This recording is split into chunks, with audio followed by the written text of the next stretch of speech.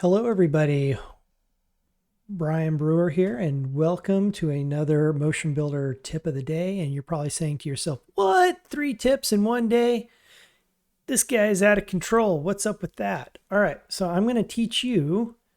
I'm going to teach you how to make your Autodesk Motion Builder splash screen fun and interesting. And in this case, I'm going to use my own logo that I create. I threw a little Autodesk Motion Builder up here in the corner. You can do whatever you like to do, but I'm going to show you how to make this your splash screen.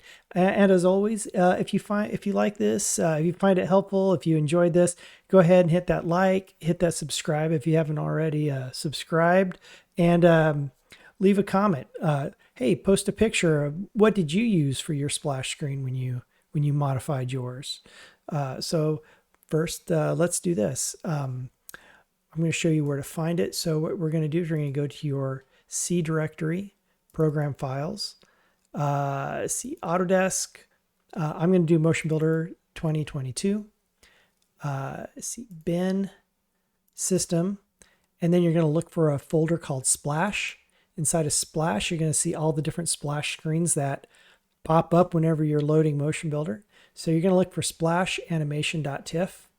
So I'm going to take this and I'm going to rename it because I never delete the original. I always mark it old so that if I ever have to revert, I can revert. So let's do that. So I marked it as old. It's going to say, hey, you need admin rights. So I'm just going to hit continue. All right. So now I'm going to, well, in this case, I actually opened that file up so that I knew the exact, pixels, the ratio that we need. You don't have to be exact. You can use your own, make it fill up the whole screen if you want to, I believe, or really tiny. I like to use what they use. So I'm just put my logo in here, sized it. I'm going to merge it.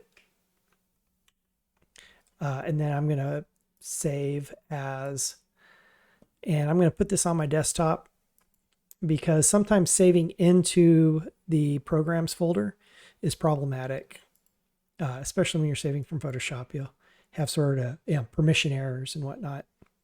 So let's minimize that. Now I have it down here. I'm just going to drag my logo up into here and yes, continue.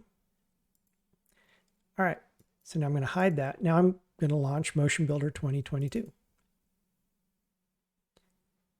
Give it a second. And there we go. There is my brand new splash screen.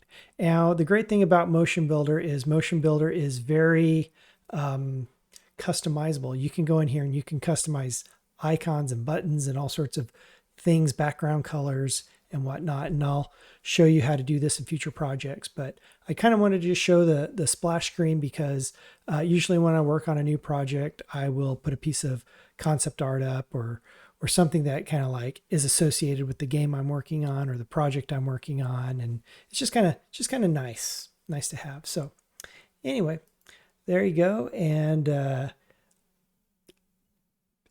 if you guys have your own splash screen that you created, why don't you share it with us and leave it in the comments. And so, maybe you guys have something really cool we would like to use.